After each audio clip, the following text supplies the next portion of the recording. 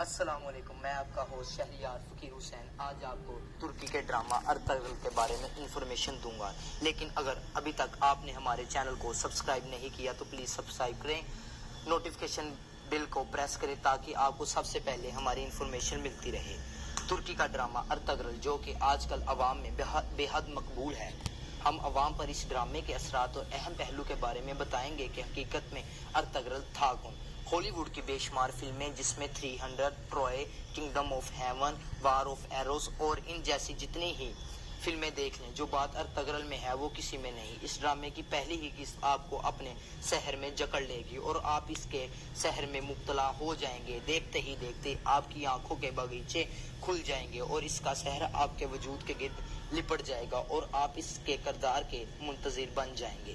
دراصل ارطغرل ترکی زبان کا لفظ ہے جس کو اردو میں شاہین بھی کہا جاتا ہے۔ اب آپ سمجھ سکتے ہیں کہ علامہ محمد اقبال نے مسلم نوجوانوں کو شاہین سے تشبیہ کیوں دی۔ دراصل اقبال یہی چاہتے تھے کہ اسلام کا ہر بچہ ارطغرل بنے۔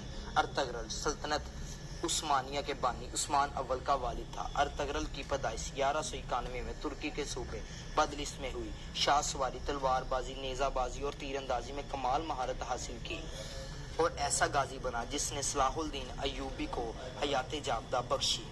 ایک ایسا کردار جو کسی ادھورے خواب کی مکمل تعبیر تھا جس نے ایوبی کی ادھوری تسخیر کو مکمل انتقام میں بدلا۔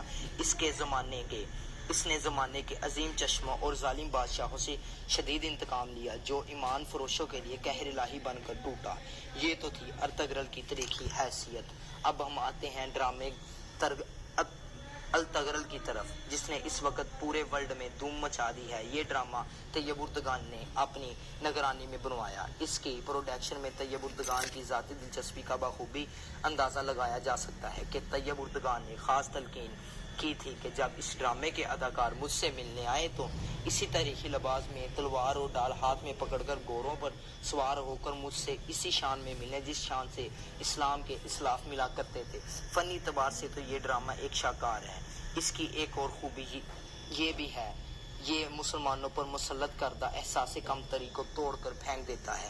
خانہ بدوش قبیلے کی اس ڈرامے کی چند اقساط دیکھ کر آپ کے اندر سے وہ احساس کمتری آہستہ آہستہ ختم ہونا شروع ہو جاتا ہے جو مغرب کے رضاکاروں نے بڑے اہتمام سے مسلم سماج میں پھیلا رکھا ہے۔ یہاں تک کہ ایک وقت آتا ہے کہ جب آپ مسلمانوں کی تہذیب کے رنگوں پر فخر محسوس کرنا شروع ہو جاتے ہیں۔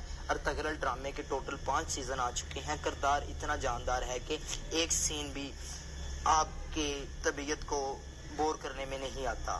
لڑکوں میں نیشنلزم کے جذبات کو پروان چڑھاتا ہے اور ترکی اور دوسرے اسلامی ممالک کے مسلمانوں کو فخر سے سر اٹھا کر جینا سکھا رہا ہے۔ اسلامی کلچر کو قابل فخر